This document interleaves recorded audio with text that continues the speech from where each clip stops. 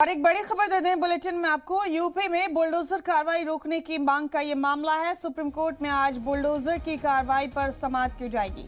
जमीयत उलमा हिंद ने supreme court में अर्जी दी है। पहली समाअत में सुप्रीम कोर्ट ने यूपी सरकार से जवाब मांगा था। कुछ दिन पहले यूपी हुकूमत ने जवाब दाखिल किया था। तो बड़ा अपडेट ये है कि सुप्रीम कोर्ट में आज बुलडोजर कार्रवाई पर समाअत होगी। इससे पहले